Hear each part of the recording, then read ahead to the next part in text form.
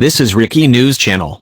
I'm James Menendez. Our top stories. The Canadian government on Friday announced that it will resettle 20,000 vulnerable Afghans facing threats from the Taliban and being forced to flee as Taliban edges closer to assuming total control of Afghanistan.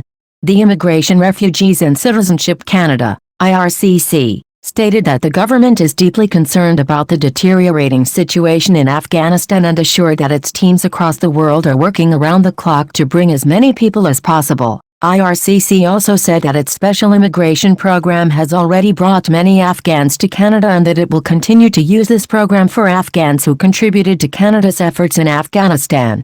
Additionally, IRCC stated that it will introduce a special program to focus on bringing in particularly vulnerable groups including women leaders, human rights defenders, journalists, persecuted religious minorities, LGBTI individuals, and family members of previously resettled interpreters.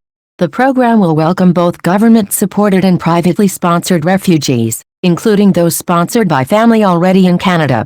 IRCC assured that the processing timelines for entry will be expedited while the usual admissibility requirements continue to apply, and encouraged other Canadian citizens to lend a hand in this resettlement effort to the extent that they can if they so desire.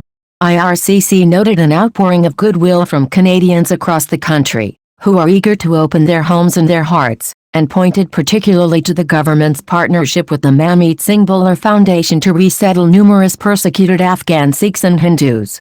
Through these efforts, the government hopes to offer these individuals a permanent home in Canada and shoulder the burden of Afghanistan's neighboring countries.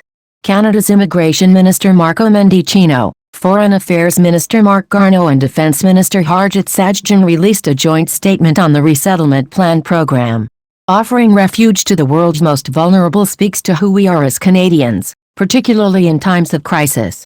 As more Afghan refugees continue to seek shelter in Canada, we're redoubling our efforts to help 20,000 Afghans refugees, who remain vulnerable wherever they go, find safety here.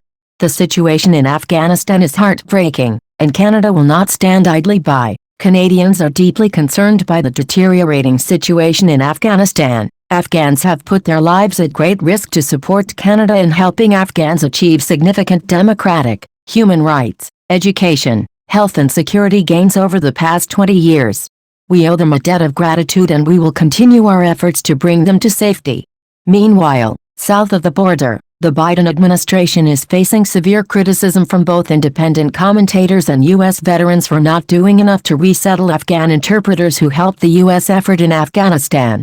One former U.S. Marine criticized the last-minute planning and the needless bureaucracy slowing down the resettlement efforts, while Phil Caruso, a former Air Force officer and military advisor to the State Department, suggested that the government's only viable option at this point is to forget the visas and perform security screening on the plane. Caruso offered his help, stating, "If anyone has a 747 or A380 we can borrow, please let me know." Despite also facing criticism for his decision to withdraw troops from Afghanistan, U.S. President Joe Biden remains steadfast in his position to end U.S. troop presence in Afghanistan.